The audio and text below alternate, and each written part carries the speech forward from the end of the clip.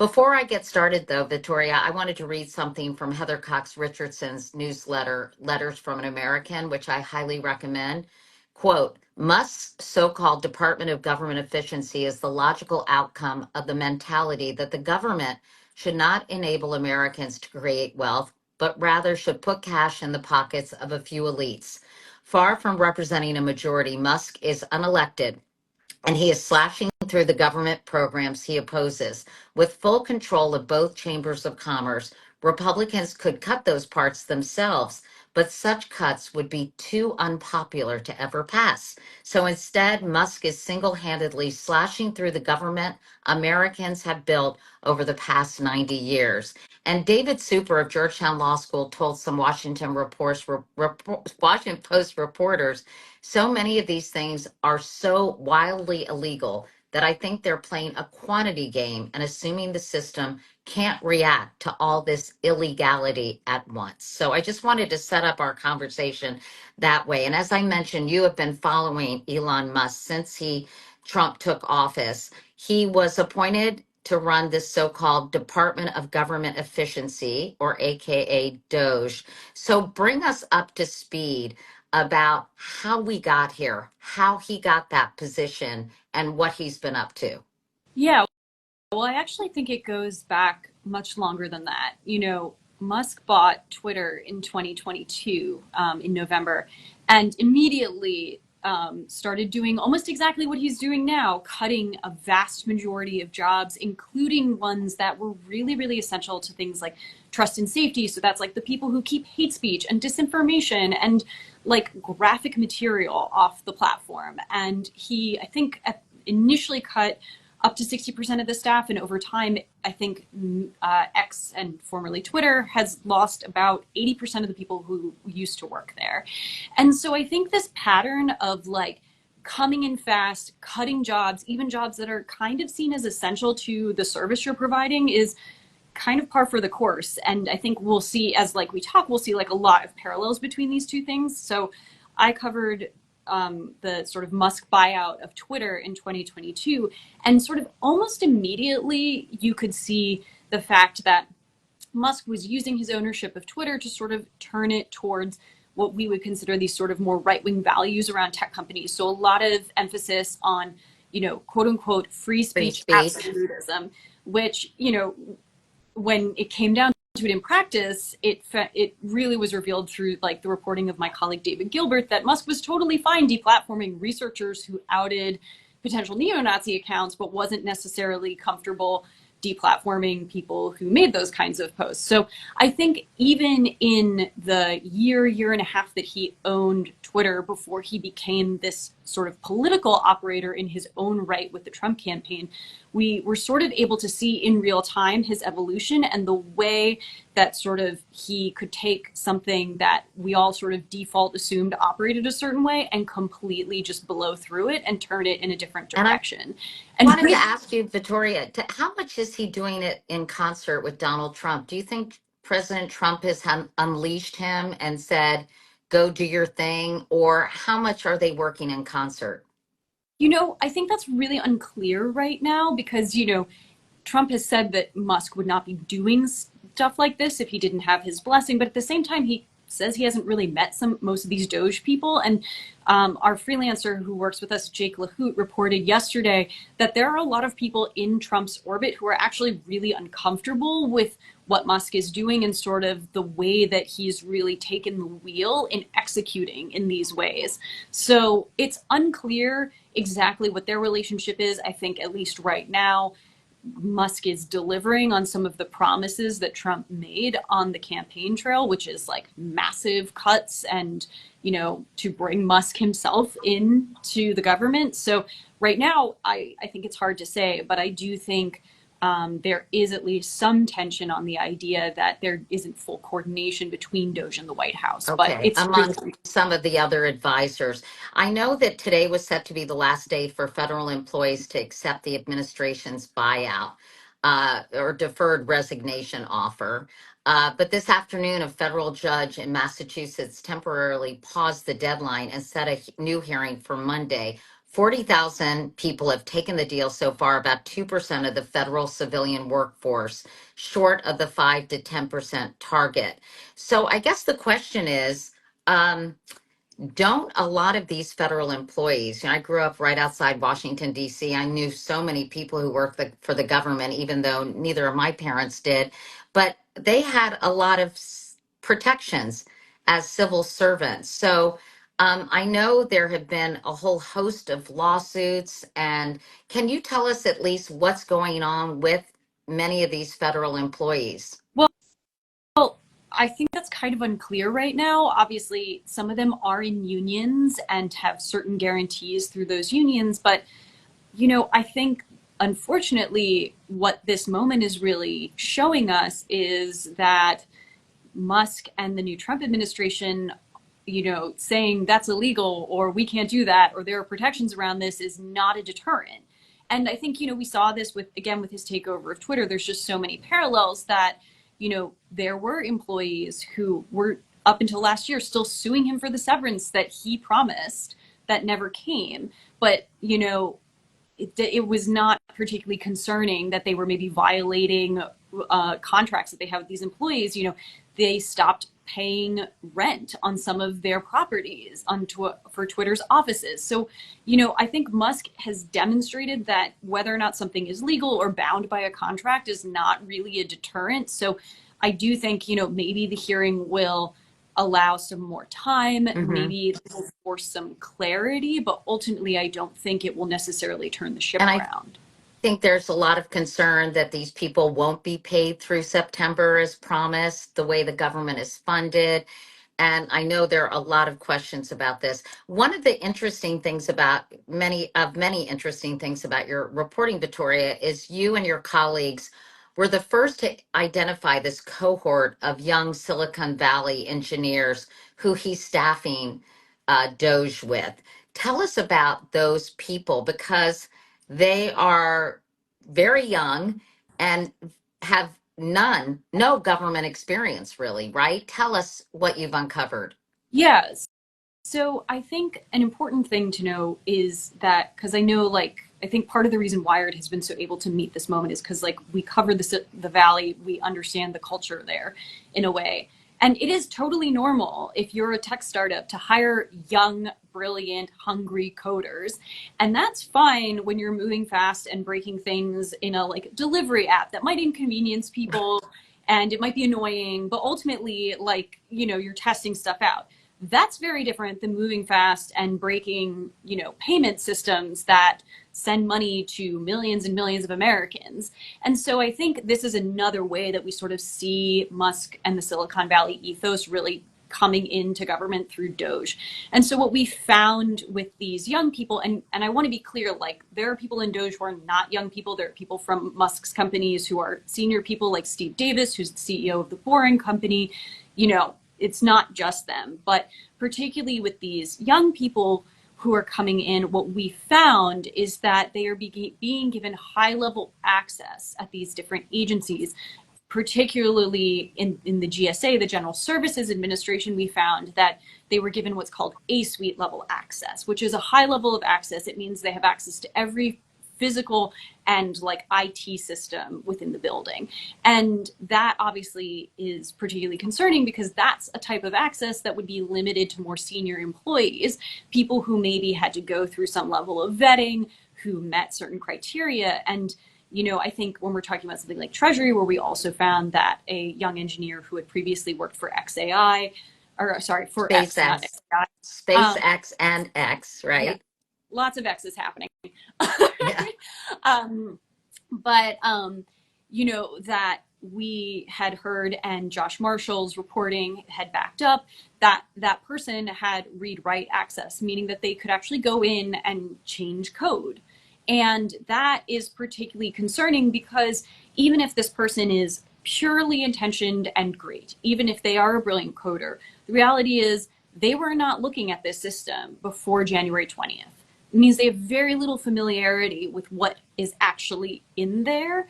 And so that means there's just so much more room for mistakes. And when we're talking about trillions of dollars worth of payments every year to government contractors, to like businesses and individuals, that's a really, really big gamble to take. And that is the best case scenario, which is that like everyone is doing their best and like maybe you just make some mistakes. That's not taking into account the fact that many of these people who are coming in, they've worked for either one of Musk's companies or for one of Peter Thiel's companies. Billionaire Peter Thiel, who is the chairman of Palantir, which is a big data company that works as a contractor for the DOD and a lot of military installations. And, you know, Peter Thiel is both close with Musk and has been a longtime Trump supporter. And when you're talking about people who are big government contractors, as Palantir is, Musk himself, SpaceX is a government contractor, gets billions of dollars in government contracts. I think what is really important to note is like, this is really sensitive information that these people are accessing, and they're not going to stay in government. You know, many of them are coming in as what's known as special government employees, which means they're only going to be there for 130 days ish.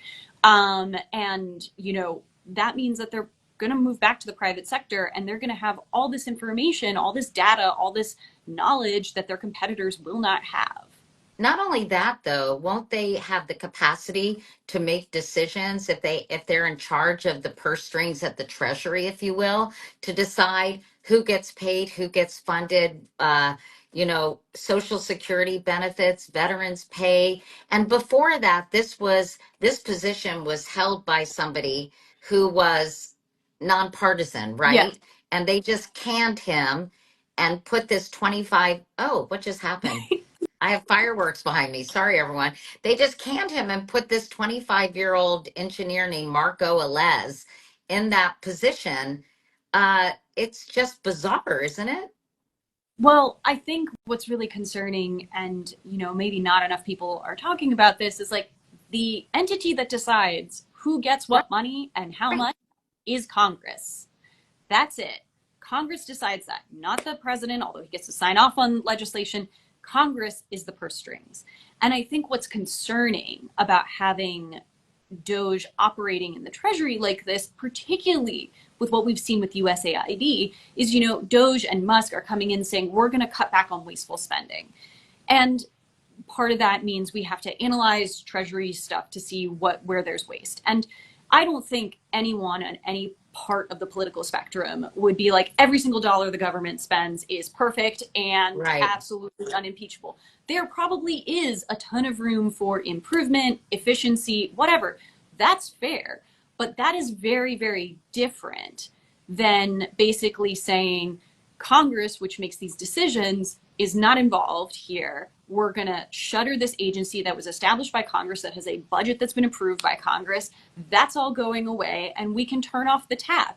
And I think really that should worry everyone, because the reality is that while Musk is on X saying that USAID is corrupt and it's wasteful, what we're really hearing is that the decisions about what is wasteful spending is really down to the decisions of one person or a small group of people, and not the elected representatives of the Congress. And the reality is because they have access to these systems, they can actually execute on that. Right. And it's a huge power grab by the executive branch. You know, as you said, Congress, and as Heather Cox Richardson wrote, Congress, that these cuts would be far too unpopular. So he is just going in there really with a sledgehammer, right? And he is what is it? Go fast and break things, or move fast and break things. I mean, yeah. So he is doing just that, but in such a almost a unilateral way, depending on how many people are kind of making these decisions. And he's in an unelected position,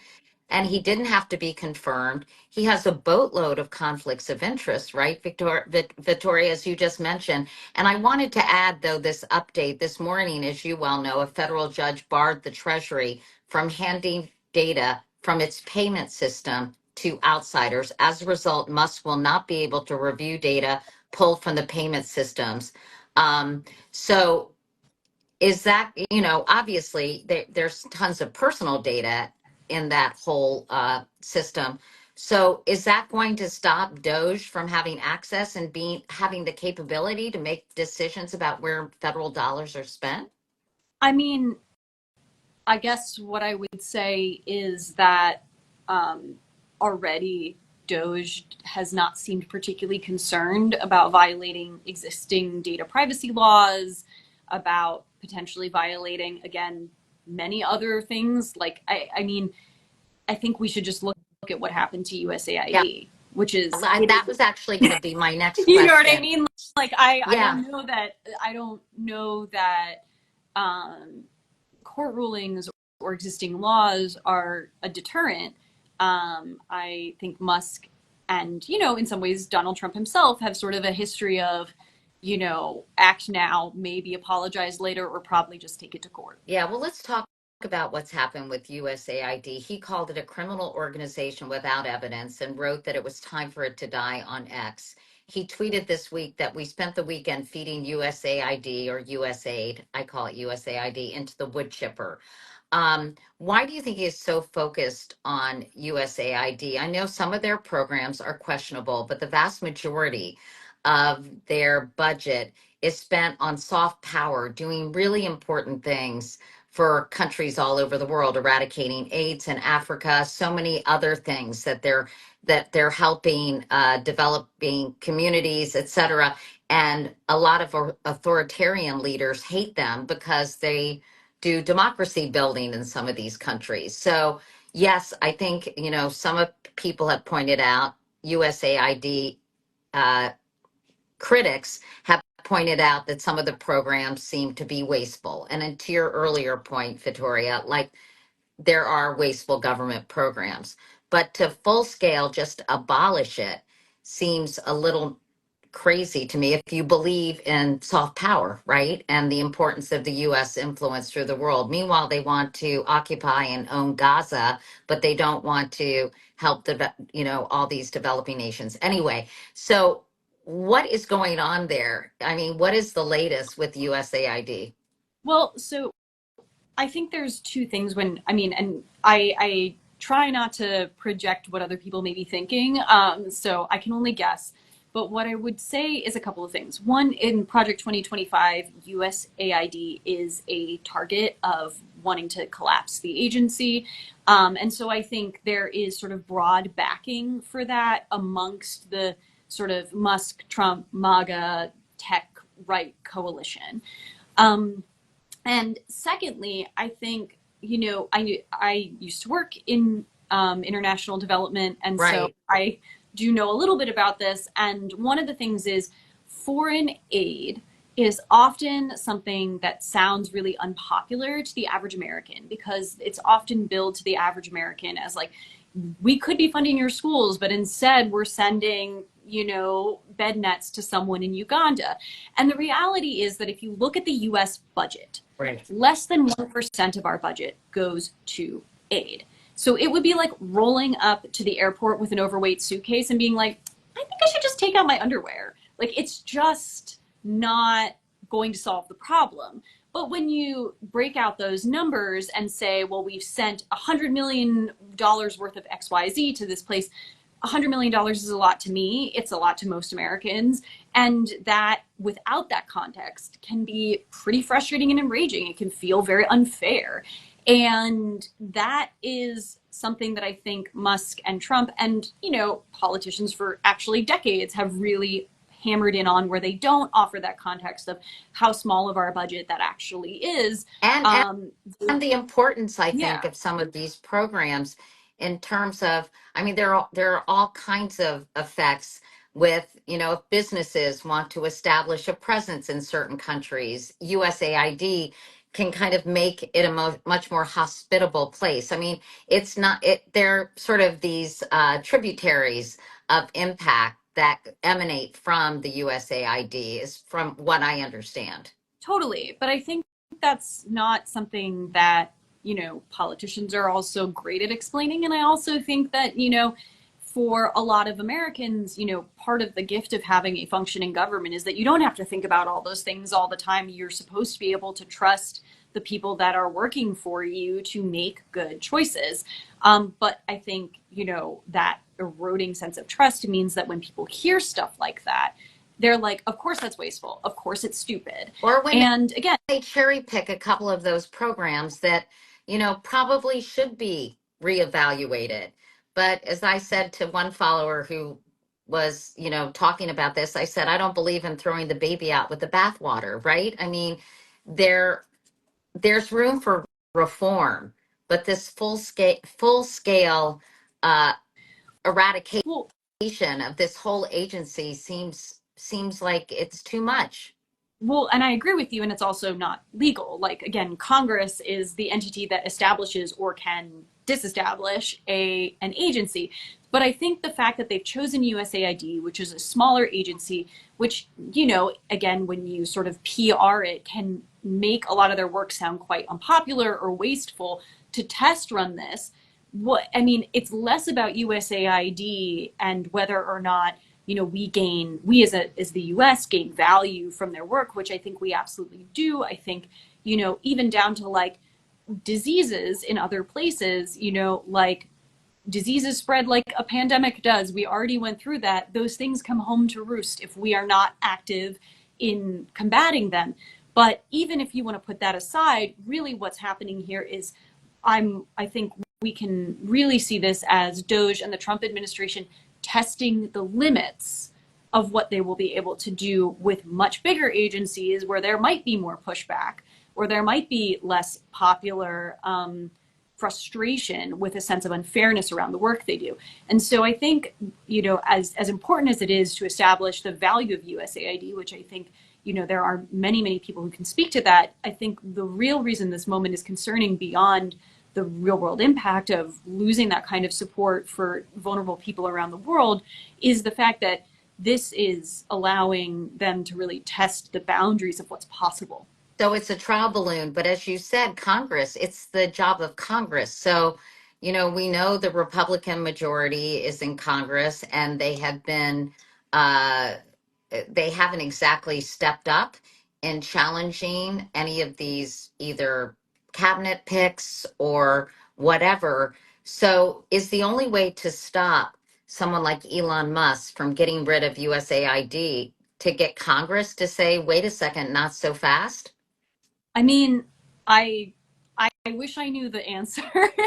I am merely a journalist, but I would say that I think Congress and like our leaders in that capacity are best positioned to push back. It is their job, and even if because there are if we're talking about Democrats specifically that they are in the minority right now, there's still valuable work that congressional leaders who are concerned with the rule of law can do in speaking to their constituents, in going into the agencies and demanding answers and using their powers to try and get investigations going or require documents or do literally anything to bring attention to this or to try and at least push for some level of transparency around this. Musk said that the second Trump administration would be, and via DOGE, would be the most transparent. And I think what is most concerning is that not only does the public not really have a sense of who is making the decisions right now, but even federal workers themselves didn't unnecessarily know who was joining their Zoom calls, who was accessing their systems. And I think that in itself should be pretty concerning. Yeah. I know that people are frustrated at Republicans and Democrats, and Senate Majority Leader Chuck Schumer and House Minority Leader Hakeem Jeffries announced legislation called Stop the Steal. Wait, he's Minority Leader. Anyway, which looks to hit back on Musk's influence. I know you're not necessarily a congressional expert, Vittoria, but, you know, will they be able to do anything with this so-called legislation? Um, I don't know, because again, we're looking at the minority. But there are mechanisms to slow the roll of some stuff to make other parts of, for instance, the nomination process for other positions in the cabinet difficult if they don't get some kind of answers. There are things they can do, but I do think that passing anything right now would require at least some Republicans to be concerned about this as well. And again, I'm not a congressional reporter. I'm not following the Right. day by day there. Our whole team is just like running on all cylinders to keep up with DOGE and everything else that's happening. So I don't want to like misspeak on Right. that or anything. Maybe I'll talk to Chuck Schumer about that. But listen, I think the number one question I'm getting from everyone, what guardrails are in place to protect these federal agencies, if any, and how can Elon Musk, an unelected, unconfirmed advisor, be given all this power to do these things unilaterally? And I think you answered my question earlier with he can't, according to the law, but they are basically ignoring the laws that exist and just full speed ahead on whatever they can do to dismantle the government, right? Yeah, I mean, I think, I think one of the things to really contemplate is like Musk and other people in Silicon Valley who feel very aligned with him have been speaking for many, many months and years about how they are frustrated with red tape. They're frustrated with the way the government works. And like, is bureaucracy a pain in the butt? Probably a lot of the time for many reasons. But I think there's a difference between saying we want to reform this versus saying, actually, we don't think this should exist at all. And I think we're really starting to see the ramifications of that in terms of what Musk and other people's ideals, Musk and other Silicon Valley's people's ideals for what government is, which is that in many ways, there's not very much of it at all. Someone said on my question section, I'm terrified. I'm a retired federal employee who solely depends on my pension and Social Security. And in fact, I got a lot of questions like that, which says, how is all this going to affect my Social Security checks? Right now, it's all I have. Someone else said, what is he planning to do with Medicaid? I rely on it for health insurance because I have a chronic illness. As of now, they are not able to mess with Medicaid benefits or Social Security benefits, right? Because of the judge stopping that.